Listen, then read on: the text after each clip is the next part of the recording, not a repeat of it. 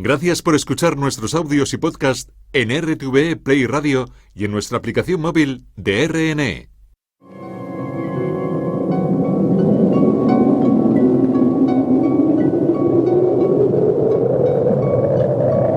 Solo cuando el túnel está en la más absoluta oscuridad es cuando puede volver otra vez la luz.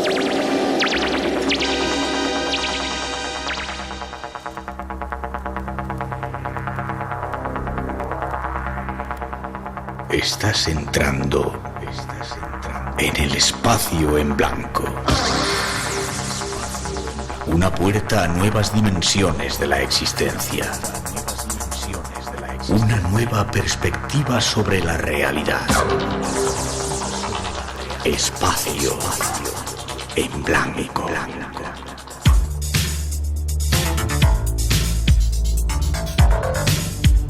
Una producción escrita y dirigida por Miguel Blanco.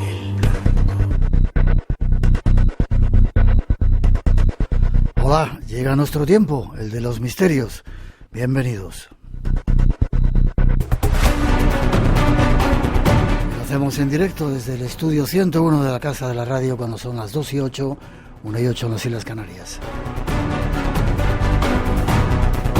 Los saludos y la bienvenida a nombre de todo el equipo que se encarga de realizar el programa. En la parte técnica, Pedro López y Manuel Linares, Tere Vilas en la locución, David Cuevas en la redacción y Ricardo Aguilera en la producción.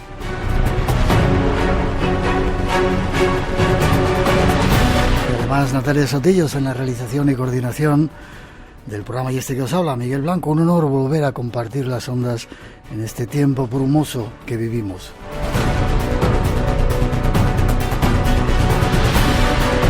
Compañero Dani Sánchez nos da algunos datos de contacto.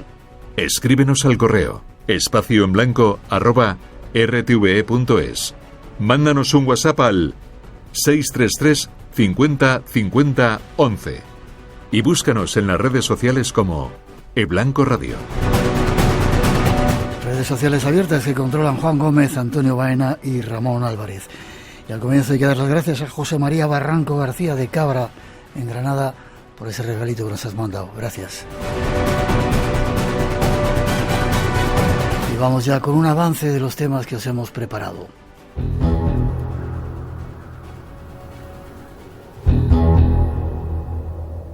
Nuestro programa de hoy avanzará sobre senderos extraños, oscuros. Buscamos a todo aquello que viene de noche. Ese universo plagado de miedos, terrores, comitivas espectrales e incluso de brujas. Será nuestro primer argumento. Seguiremos tras la pista de nuevas apariciones marianas en nuestro país. Acaban de ocurrir y tenemos los testimonios del suceso. Eso y algo más te espera en este nuevo viaje que ya comienza. Yo aquí desde la montaña, ahora unas pocas nubes, pero sí, la luna es un momento adecuado, sí, sin duda. Mágico. Decir que Julia Carreras es filóloga, investigadora, especializada en folclore y etnobotánica, y ha escrito un libro que nos llama mucho la atención, que se llama Vienen de noche, estudios sobre las brujas y la otredad. Y te dedicas a estudiar plantas medicinales y sacar o recuperar eso que se está perdiendo, ¿no? Sí, bueno, no solo medicinales, sino que me dedico a averiguar un poco las relaciones que establecemos, ¿no? Las comunidades humanas y las comunidades que no son humanas, las vegetales, y cómo eso se traduce en el folclore, en los mitos, y en las costumbres y las tradiciones. Eso es básicamente, la etnobotánica es un mundo a descubrir. Y sí, tanto plantas medicinales como tóxicas, como para comer, como para hacer artefactos de cualquier tipo. Bien, esta es nuestra invitada, con ella vamos a disfrutar. Mucha gente está diciendo ya que preparan la escoba, no sé por qué. Sin duda. Pero nos vamos con ella. Tras esa primera introducción comenzamos a contaros alguna historia que tiene que ver con brujas.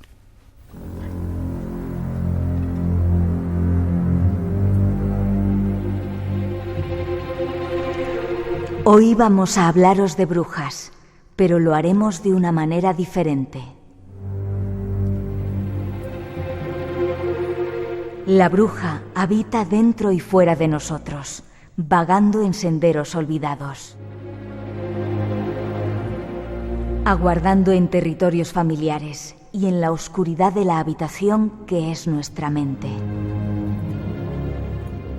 Desde la más tierna infancia, la bruja aparece en nuestra vida a través de los cuentos y el folclore. La bruja es una fantástica personificación del miedo más esencial, pues asume ambas caras, la que nos repele y la que nos atrae. Hoy queremos entrar en ese universo, el de los seres que vienen de noche, y para ello nos ayudará nuestra invitada. Esta es la primera introducción.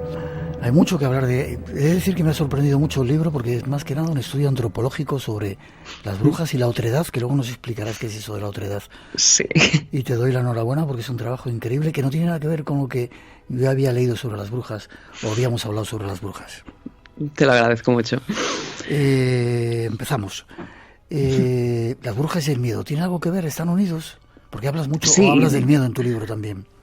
Bueno, de hecho, para mí están muy unidos, como muy íntimamente, porque así es como creo que la bruja entra en nuestras vidas como personaje cuando somos pequeños, a través de las historias, de los cuentos, de las leyendas que se nos han contado, y se introduce, ¿no?, en ese momento íntimo que es la noche, que es la oscuridad, que es un poco la parte como más creativa, ¿no?, que se despierta cuando estamos un poco a solas, ¿no?, con nosotros mismos.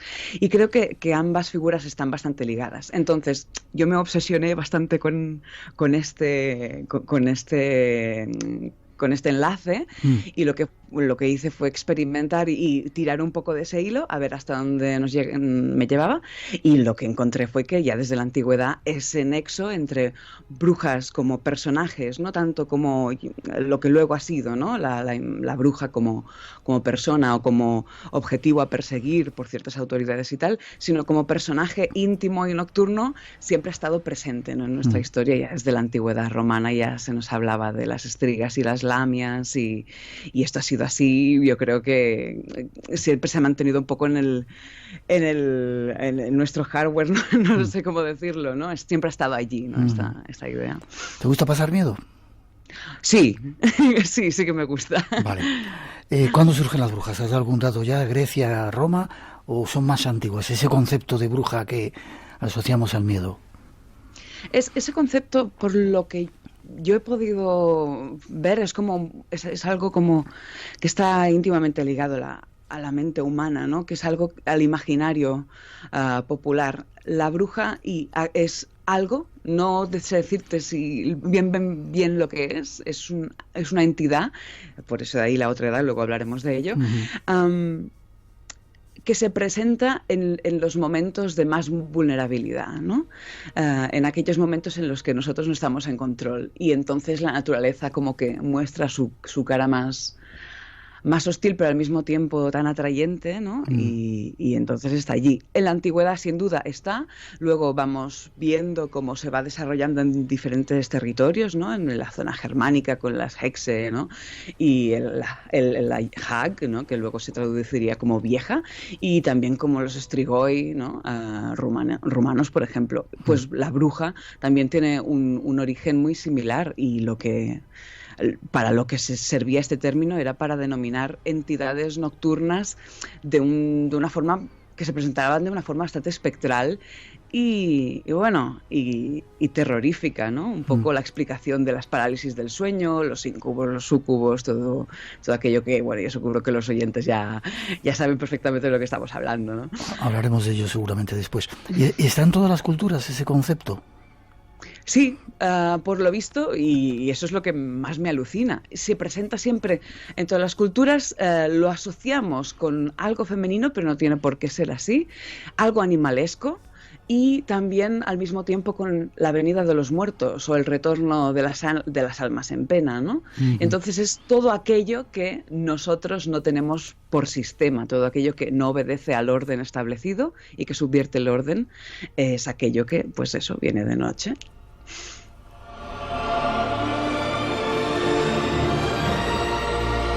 Y de noche ha llegado hasta nosotros hoy.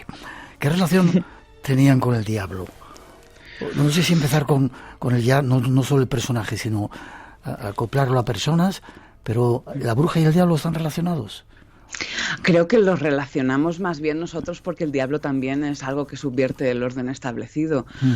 El papel del diablo empieza a surgir a finales de la Edad Media, aunque nos parezca que el tema de la bruja surge como preocupación en esa época, en realidad el diablo es un factor que se acumula, que ya nos viene heredado de la persecución contra los herejes, como los cátaros o los albigenses, ¿no?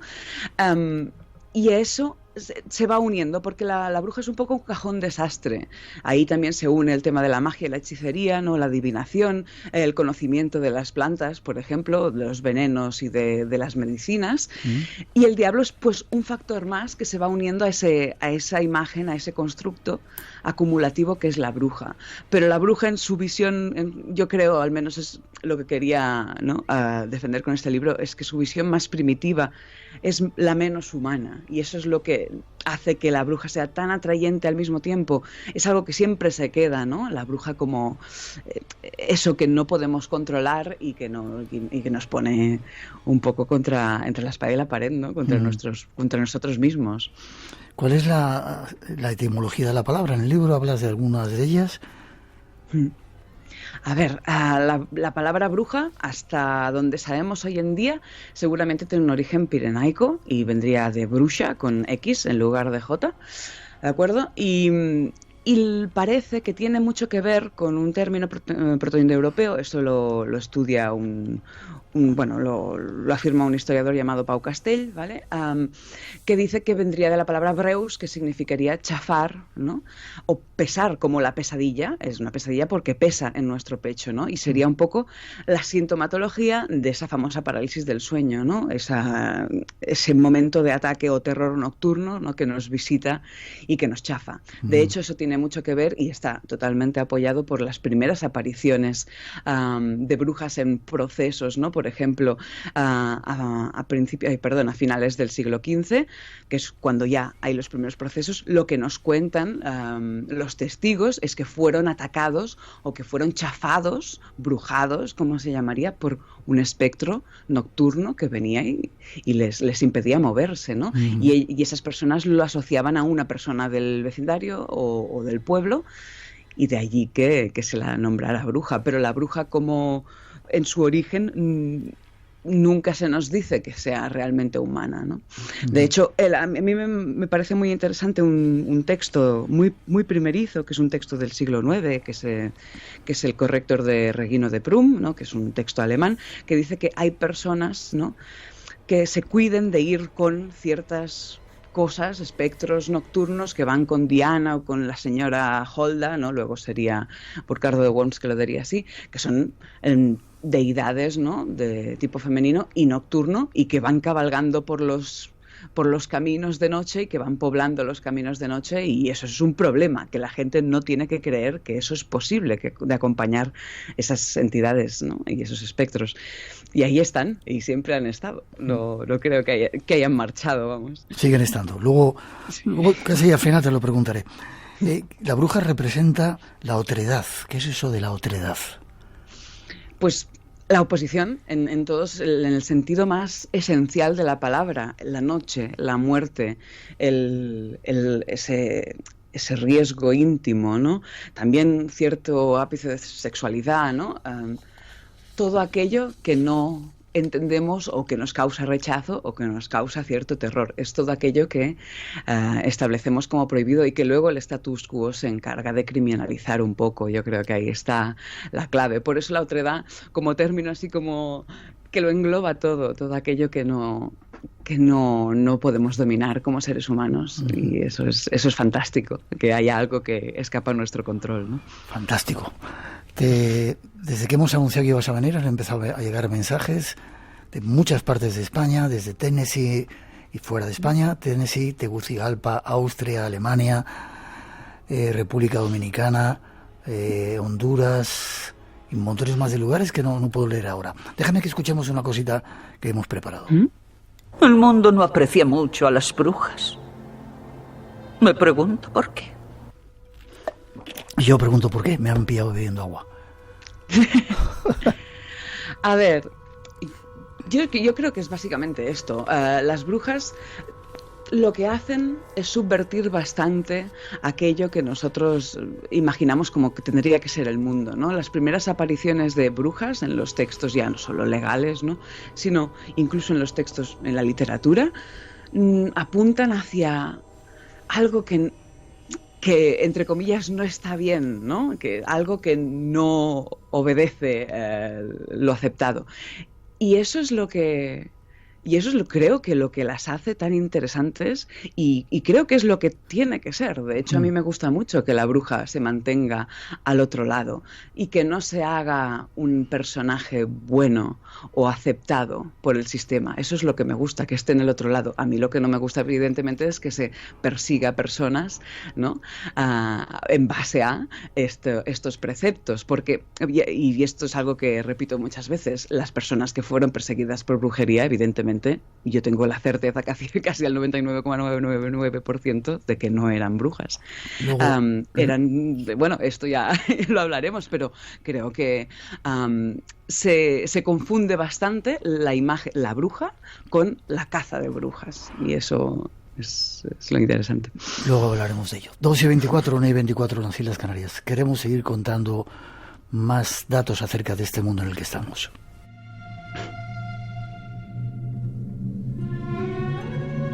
Espacio en Blanco, tu cita con lo desconocido, en Radio Nacional, con Miguel Blanco.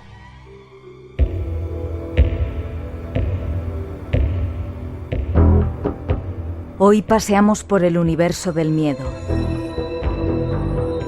Y dentro de él se encuentran unos extraños seres. Los han llamado las comitivas espectrales. Y el relato que os ofrecemos podía ser un ejemplo de ello. A finales de 1790, en los alrededores de la pequeña comunidad de Tarrytown, New York, existía un solitario valle, hogar de demonios y seres espectrales. Entre estos había uno que regía sobre los demás, el espíritu de un jinete decapitado que atravesaba el lugar a toda velocidad sobre un negro e imponente corcel. Hubo quienes creían que se trataba del ánima de un soldado de Hesse, a quien una bala de cañón arrancó de cuajo la cabeza mientras galopaba en batalla. Desde entonces, su fantasma se dedicó a deambular por el valle de Sleepy Hollow en busca de su testa perdida. Su cuerpo, se pensaba, estaba enterrado en el Camposanto, junto a la vieja iglesia del pueblo, donde algunos valientes decían haber visto al endemoniado con su caballo amarrado a una de las tumbas, justo antes del amanecer.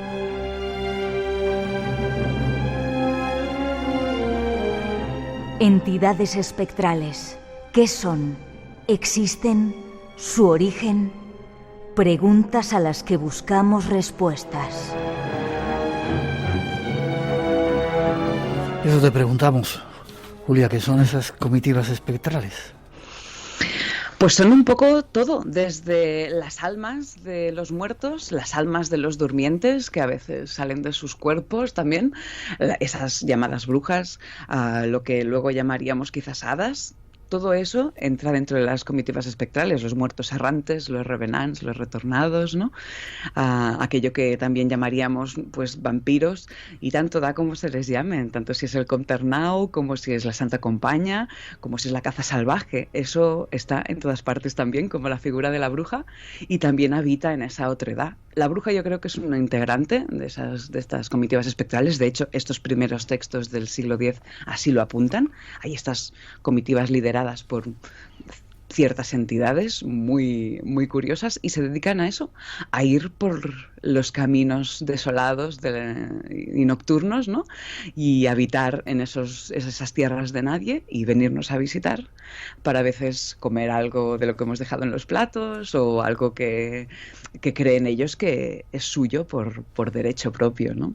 Y esto ha sido hasta hace muy poco un motivo de preocupación por ejemplo, para la Iglesia, que decía que no estaba bien dejar comida en los platos para los muertos, ni tampoco para esas visitas nocturnas, aunque nosotros lo hemos seguido haciendo, quizás escondiéndolo un poco, ¿no? O con la nueva vista con esta máscara de pues Papá Noel o los Reyes Magos, pero que sepamos, esto se ha hecho siempre, porque hay que tener a bien y hay que estar de buenas, digamos, con todo aquello que rige nuestra vida en la parte más oculta, ¿no?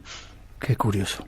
Te siguen saludando, escuchando desde Costa Rica, desde el Sáhara Occidental, desde Ecuador, desde Egipto, de Turquía. No sé si sabes, tenemos datos que nos escuchan en 106 países de todo el mundo, aparte de en toda España. Lo sé. Están ahí con la escoba preparada. Dime una cosa, ¿todo esto que has contado son leyendas o hay alguna evidencia como esa que hemos contado de Sleepy Hollow? De ese, evidentemente era una leyenda, ¿no? Ese soldado al que le faltaba la cabeza. ¿Pero está basado en algo más auténtico o simplemente es una leyenda? La Santa Compañía, claro. Los vampiros.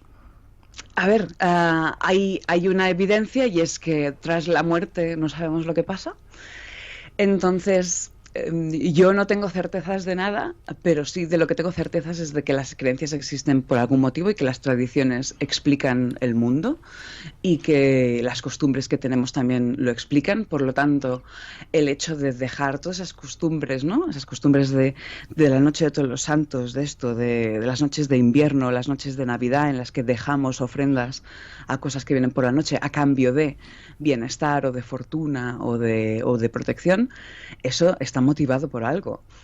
Yo siempre cuando la gente me pregunta, ¿existen las brujas de verdad? ¿Existen las comitivas espectrales? Yo lo que digo es que las creencias existen y por lo tanto yo lo que sé es que la gente creía en ellas. Si eso es verdad o es mentira, eso ya no lo podemos saber. Para mí, evidentemente, en el momento en que se las nombra, en el momento en que aparecen en nuestro imaginario, en el momento en que se crea tantos cuentos, tantos mitos, tantas leyendas, ¿no? Sleepy Hollow, que es uno de mis cuentos favoritos y de mis leyendas favoritas, ¿eh?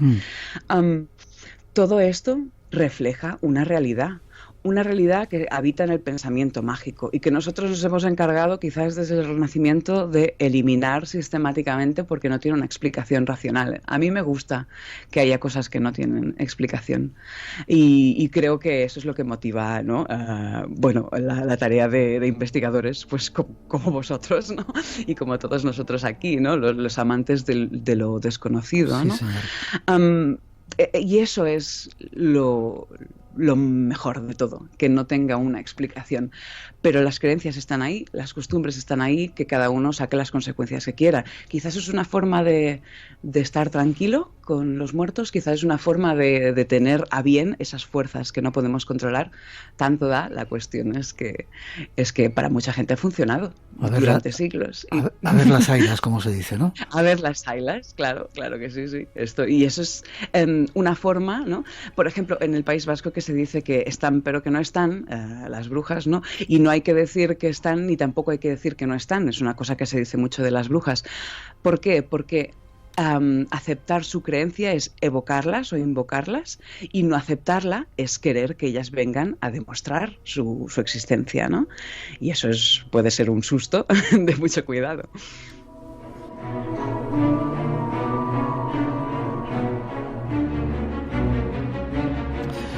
Eso quiere decir, Julia, que quizás está otro mundo, no sé si oculto, desconocido, que ha estado más presente en la antigüedad y que nosotros hemos olvidado, quizá por las pantallas, por las prisas, por todo esto que tenemos ahora. Sí, y por esa famosa luz de la razón. La razón, lo que pasa, tiene un problema. La razón es que está muy bien para explicar muchas cosas, pero cuando la razón no encuentra explicación, entonces vienen los sueños, ¿no? De que nos decía Goya, esos sueños famosos de la razón que producen monstruos. Cuando ponemos la razón a dormir, entonces nos asalta todo lo inexplicable. Y cuando la razón, la luz, todas las explicaciones empíricas, científicas, todo eso no funciona, nos caemos en un abismo. Creo que hoy en día nos falta como un poco un término medio, en ese sitio en el que no hay explicación, en ese sitio en el que las explicaciones quizás tienen más que ver con el pensamiento mágico, eso que siempre estoy un poco reivindicando, porque eso hace que podamos cabalgar un poco entre estos dos mundos, ¿no? Ese mundo tan claro de explicaciones tan brutales, que son explicaciones hasta que se encuentra una mejor. Eso siempre pasa en la ciencia. Y luego lo que es imposible, lo insondable, ¿no? Lo imposible de explicar. Es por eso, es por las pantallas. Yo creo que esa incapacidad de conectar con nuestro entorno y de ver la magia en nuestro entorno ya empezó hace unos cuantos siglos. De hecho, creo que empieza cuando se da inicio a la famosa caza de brujas, que es eso, empieza en el Renacimiento. ¿Por qué? Muchos antropólogos e historiadores nos dicen que hay un cambio de orden simbólico. Las cosas ya no se explican como se explicaban antes de ese cambio simbólico del Renacimiento. Y pasamos a ser incapaces de conectar de tener explicaciones que no son totalitarias, ¿no? Y de conectar con eso, lo inenarrable o lo indecible. Uh-huh. Eso, no sé si lo hemos perdido del todo o si lo podemos recuperar, pero ahí está. Ojalá podamos recuperarlo. Antes de pasar a otro módulo que tenemos preparado, íncubos y súcubos serían también estos seres que vienen de noche también, estas comitivas espectrales, ¿no? Sí, aunque los hemos sexualizado, el íncubo y el súcubo también es de raíz medieval, pero sí, serían una de esas manifestaciones, quizás más sexualizada, porque lo que hacen es producir fantasías, ¿no? O los sueños húmedos o las poluciones nocturnas, que es como se conocía a muchas de estas entidades, pero también sería una forma de explicar esas cosas que vienen de noche. Y no sé si has vivido alguna vez la presencia de las sombras, esas que hemos hecho muchos programas hablando de ello, que de repente te acosan en tu habitación, y eso sí que da un miedo terrible. Sí. De hecho, cuando estaba haciendo el libro... No me digas. Bueno, sí, fue muy tremendo. Lo explico, sí. Para quien lo sepa, quiera leerlo, está todo ahí dentro del libro, esa experiencia, pero... Avanza un poquito. Sí, os hago un poco de spoiler. Bueno, yo estaba durmiendo, llevaba muchos días investigando esta figura. Evidentemente la sugestión aquí tiene una presencia importante, pero nunca me había pasado así. Yo he tenido muchas pesadillas, muchos sueños muy vívidos, esos momentos de presión, pero yo estaba durmiendo y de pronto noto que hay algo que me está chafando y no puedo respirar, ¿no? Que me está chafando el pecho. Y yo lo que hago, y está mi pareja durmiendo al lado, yo lo que hago es intentar alzar un brazo para moverla, para tirarla fuera, ¿no? Pero no podía moverla, o al menos eso es lo que yo sentía. Y de pronto, no sé cómo, reúno un poco unas fuerzas de no sé dónde y me muevo un poco hacia un lado, me despierto y lo que oigo es a la otra punta de la habitación cómo se mueven unas cosas encima de una mesilla. Wow. Yo no tengo explicación para eso, pero me hizo mucha ilusión. Lo siento para quien lo haya sufrido de forma negativa, pero para mí fue hombre, ¿qué esperabas, no? Tantos días llamándome, ¿cómo no voy a venir? Eso me hizo mucha ilusión. ¡Guau, qué miedo! 2:36, 1:36 en las Islas Canarias. Vamos a seguir adelante y te quiero poner algunos rasgos de las brujas que quizá tengan mucho que ver con nuestro mundo, ya verás.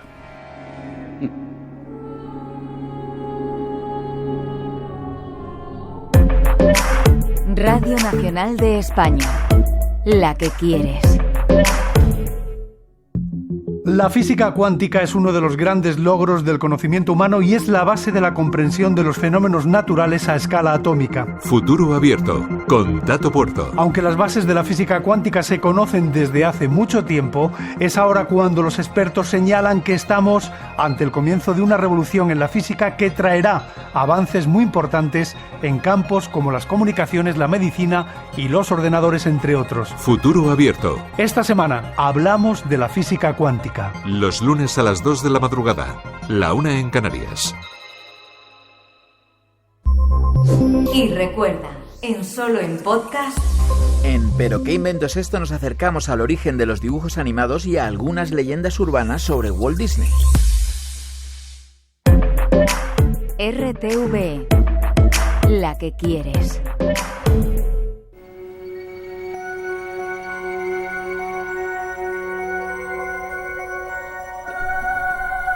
Os ofrecemos ahora una especie de cuestionario acerca de las brujas. La figura de la bruja ha sido muy temida a lo largo de la historia, pero especialmente en la época medieval y a principios de la época moderna, momento en que todo lo que se salía de lo común se tildaba de mágico o maldito.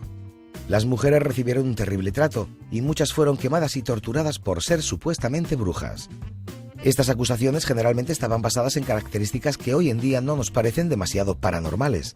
Descubre qué rasgos identificaban a las brujas en la Edad Media y en la Edad Moderna. ¿Serías una de ellas? Tienes una marca de nacimiento. Por si tener una marca de nacimiento en el cuerpo no fuera algo ya engorroso en ocasiones, en un juicio por brujería se podía considerar la marca del diablo. Esta era la prueba de que el diablo había tenido contacto con la supuesta bruja. La creencia era que éste las marcaba para iniciarlas en la obediencia hacia él. ¿Eres muy pobre o no necesitas que un hombre te mantenga económicamente? Entonces habrías sido bruja. En aquel tiempo, especialmente a partir del siglo XVI, las mujeres que vagaban solas por la calle debido a una situación de pobreza resultaban molestas para sus vecinos. Su mal aspecto y muchas veces su delicada salud mental despertaban el desagrado de la población, que no tenía reparos en acusarlas. Pero si eras una mujer independiente, tampoco te salvabas. Necesitabas a un hombre cerca que se encargase de ti, si no podrías ser acusada de brujería. Anciana o niña, en el punto de mira. Dos etapas que pueden dar lugar a ciertos desvaríos inocentes, ya sea por la avanzada edad o por la inmadurez. La sabiduría de las ancianas y la vivacidad de las pequeñas activaban las alarmas de los vecinos y fueron dos de los grupos de edad que más sufrieron los juicios por brujería. ¿Tienes pocos hijos o ninguno? Seguro que eres una de ellas. En aquella época ser poco o nada fértil era algo muy mal visto. Si a esta condición se le juntaban alguna de las anteriores y además alguna familia cercana sufría alguna clase de padecimiento, culpa tuya. ¿Tienes un carácter fuerte? Si durante la acusación discutías, luchabas por tus derechos o amenazabas a alguien, los receptores de tales ataques los usaban para confirmar que eras una bruja. Lo peor, hoy todavía se usa la palabra bruja para referirse a mujeres con un carácter difícil.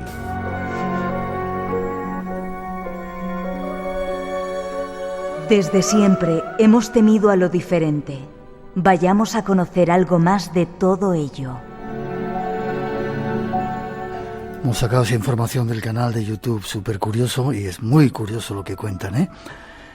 Seguramente que... No te he preguntado si estás a gusto, me gusta siempre preguntarlo cuando no te veo. ¿Estás a gusto? ¿Te gusta? Sí, muchísimo, muchísimo, muchas gracias. Vale, es muy curioso que con esas características, luego vamos a hablar de la persecución de las brujas, tanta gente haya sido tildada de extraña, ¿no? Y haya sido castigada. Sí, y a veces, a ver, hay que entender una cosa, sobre todo aquí en nuestra zona. Yo estoy en el Pirineo de Lérida, ahora mismo. En Cataluña, quien te juzgaba no era la Inquisición, por ejemplo. ¿No? Quien te juzgaba eran tus vecinos. Y yo sé algo que siempre digo: no hay persona que te odie y te tenga más manía que tus vecinos, porque ellos saben todo lo que tienes. Entonces, aquí se juzgaba de todo, a viudas, pero niños y, alcaldes, tanto da, ¿eh? También en el Pirineo aragonés se tiraba mucho a los sacerdotes, ¿no? Cualquier persona que pudiera ser eso, un objetivo de las envidias o de la mala reputación, tenía todas las papeletas para ser tildado de bruja o de brujo.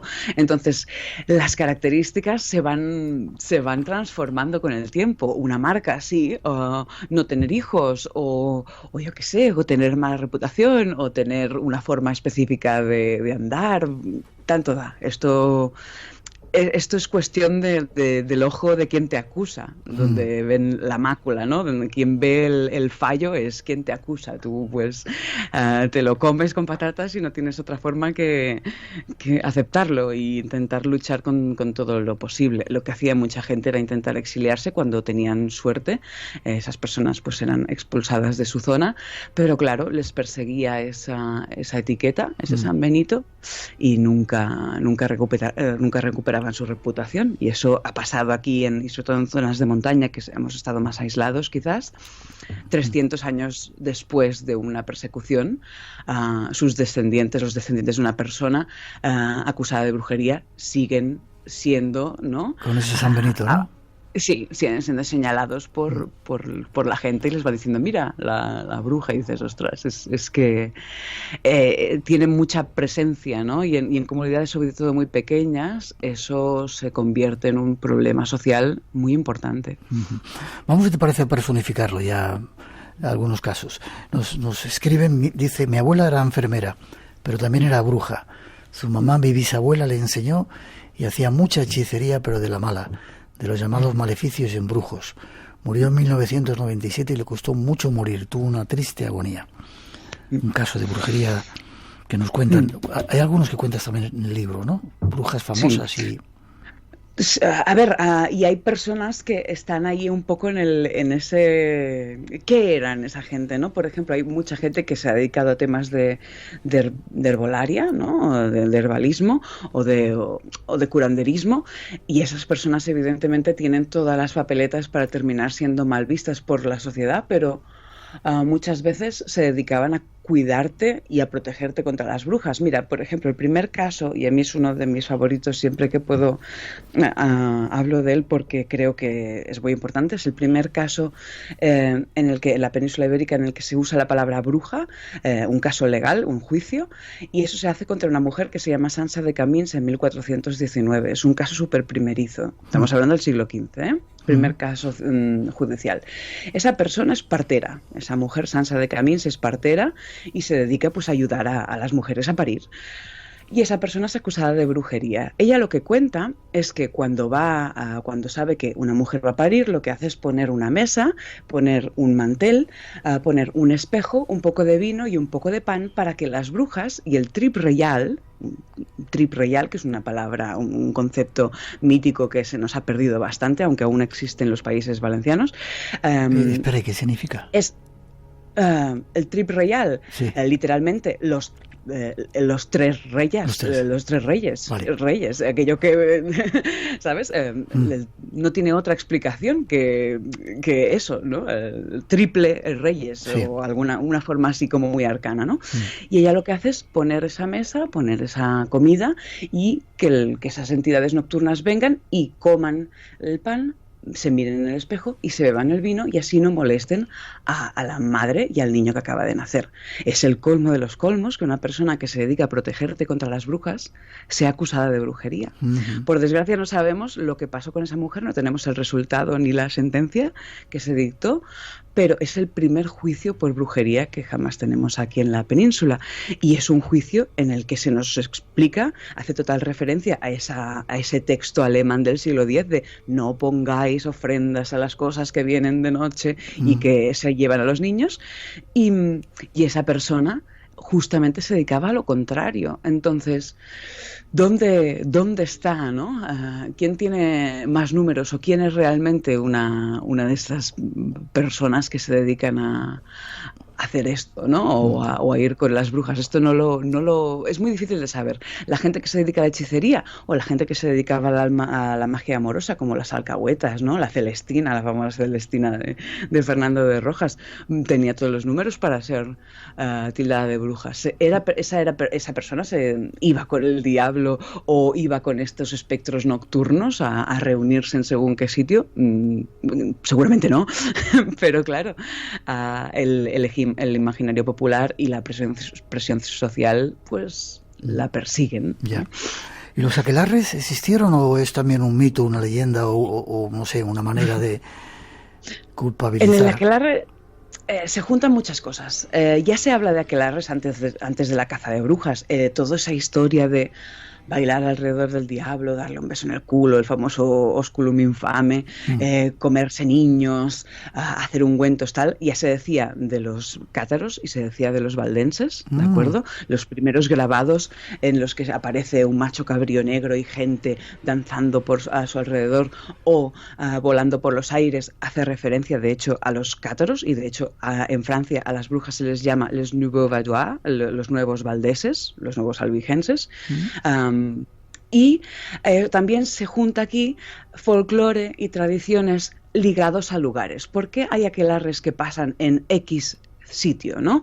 En el Pedraforca, en Zugarramurdi, en el llano de no sé dónde? Sí. ¿Por qué? Porque esos lugares ya tienen una carga simbólica y una carga folclórica o legendaria o mítica muy importante. Quizás son puntos, yo ya no lo sé, quizás podríamos especular telúricos, eso da igual, o lugares de enterramiento, o lugares con gran presencia megalítica, por lo tanto, que están ligados con la tradición de esos espectros o almas en pena. Entonces, es como la bruja, que es un constructo, se suma el espectro nocturno, el hereje, el hechicero, el curandero, pues el aquelarre es un poco lo mismo. Se suma el folclore ligado a un territorio, se suma la herejía y todo el tema, esa famosa, imaginería, ¿no?, tan súper satánica que les encantaba a los teólogos y a los demonólogos, y también evidentemente se suma la tradición local. Si hay una festividad que se celebraba por algún motivo, eso ahora pasará a ser mal visto a partir de este siglo XV, y eso pues será motivo suficiente de sospecha, ¿no?, para que te persigan.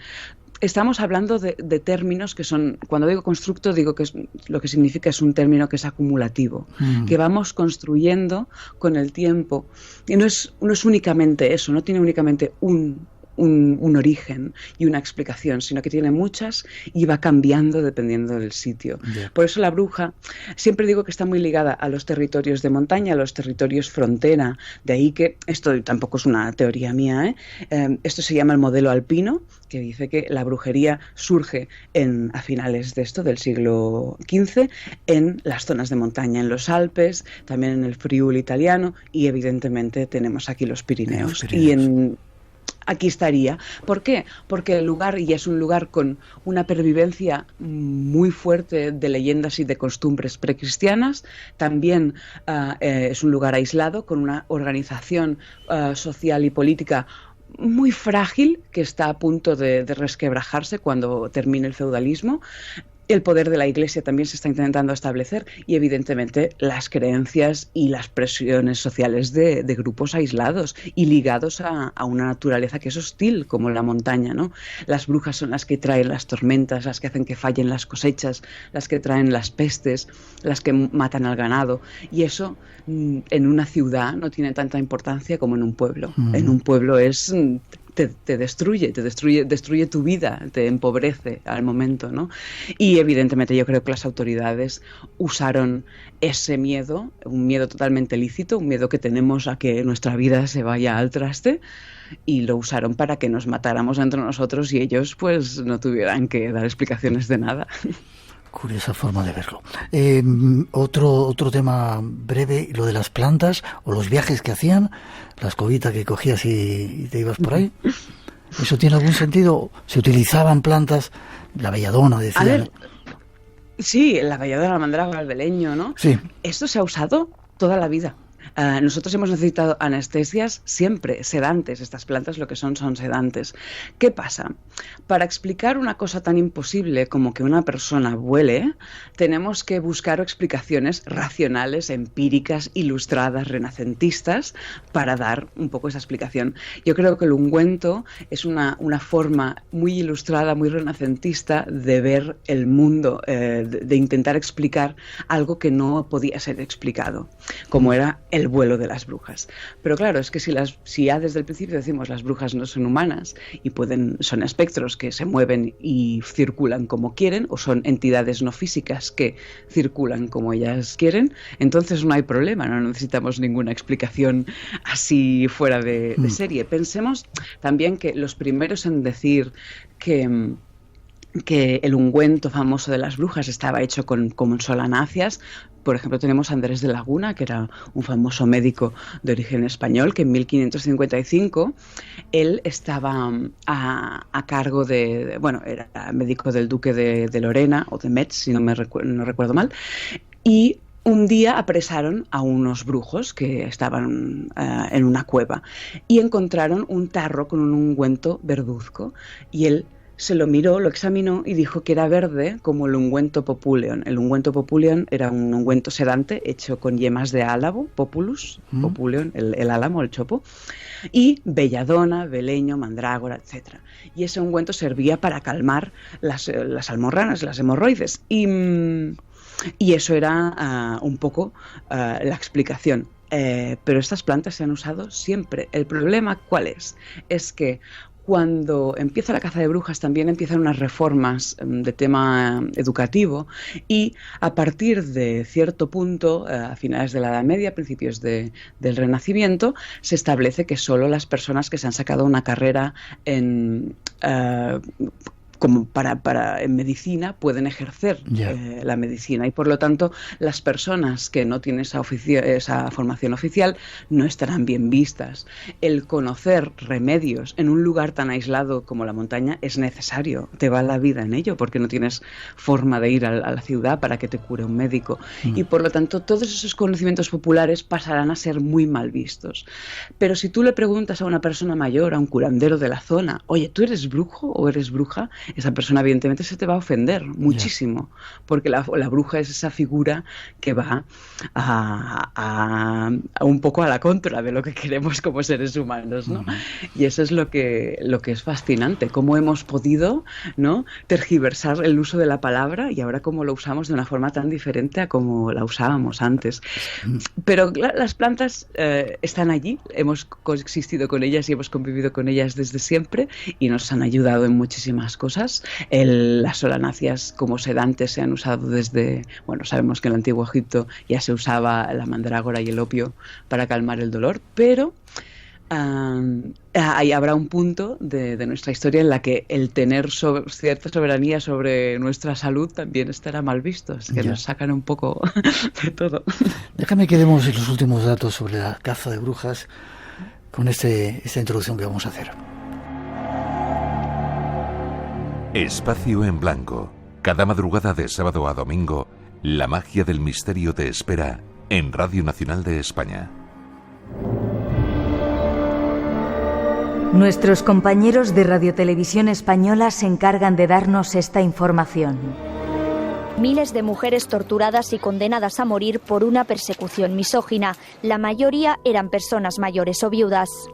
Se las acusaba básicamente, por una parte, de adorar al demonio y por otra parte, o bien de provocar maldad o males y enfermedades y muerte entre personas y animales, sobre todo de provocar fenómenos meteorológicos adversos. La caza de brujas se inició en los Pirineos y rápidamente se fue extendiendo a las ciudades. Entre el siglo XV y XVIII se las torturaba hasta que confesaban crímenes inexistentes e iban a la horca con los delincuentes comunes, en ejecuciones en la plaza pública y bien visibles. Estamos hablando además de un auténtico feminicidio, ya que más del 90% de las detenidas eran mujeres. Han recibido muchos nombres y han adoptado formas diversas, pero siempre femeninas. Cataluña fue uno de los lugares europeos con una persecución más violenta. Esta campaña de la revista Sapiens quiso poner nombre y apellido a las víctimas y elaborar un censo. Tenemos localizados procesos en casi 200 municipios catalanes. Y de aquí al Parlamento, iniciativas como esta ya se han hecho en Navarra, Suiza o Noruega. Los precursores piden más estudios académicos y que la caza de brujas deje de ser silenciosa. Sepamos algo más. Nos queda un minutito, Julia. Quizá todo esto sea defenderse del poder de la mujer, de esas mujeres diferentes que había entonces por parte de algunos individuos. Por supuesto, hay una misoginia imperante en Europa, esto no cabe duda de ello, pero yo creo que es es síntoma de una tremenda crisis social que estaba viviendo Europa a finales de la Edad Media y por eso alcanzó a las clases más pobres, sin duda, porque, bueno, de personas que han hecho magia en círculos más, ¿no?, más elevados o quizás más pudientes, siempre la ha habido y siempre la habrá, pero con lo que pasaba también era una pobreza bastante tremenda y unas situaciones económicas y sociales muy, muy tensas, ¿no? Déjame que escuchemos una última cosita y casi te despido, te mando un abrazote. ¿Sabéis por qué los plebeyos temen estos bosques? Este es un lugar sacrosanto para las brujas. Venimos aquí a recargar nuestra magia, para hacernos más fuertes, más poderosas. Este altar es lo que hace de Salem un lugar tan especial. ¿Especial? ¡Salem es terrible! Solo porque la gobiernan incompetentes. Pero algún día Salem nos pertenecerá a nosotras. Pues tal y como lo plantea Julia, ojalá volvieran las brujas. Y tanto, yo creo que nunca se han ido, ¿eh? Creo que están aquí esperándonos a ver si por la noche nos visitan un ratito más. Hoy han pasado por aquí. Te doy las gracias, espero que hayas disfrutado de estar con nosotros. Sí, ha sido un placer. Para todos, Vienen de Noche, estudios sobre las brujas y la otredad. Por si queréis saber más, un estudio increíble acerca de las brujas, y gracias por dar luz a todas esas almas, y ojalá no hubiera ocurrido, pero luz también para ellas. Sí, muchas gracias. ¿Forma de contacto contigo? Si pues siempre por Instagram estoy en Oculta Crafts, OCCVLTA Crafts, y ahí es donde siempre trabajo para quien le interese temas de folclore. Ahí estaré. Ha sido un placer que estés con nosotros, ojalá vuelvas y sigamos. Un abrazo, hasta pronto. Un beso grande, hasta prontito.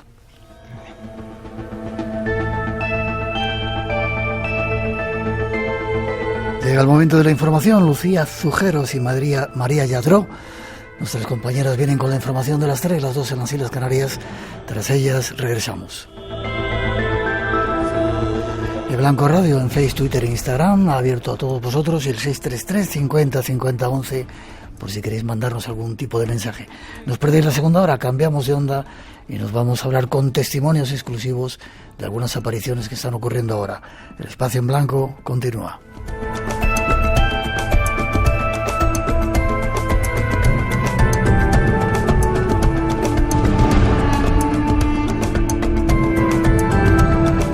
Espacio en Blanco. Buscamos respuestas a los misterios de los hombres y las mujeres del siglo XXI. En Radio Nacional de España, con Miguel Blanco.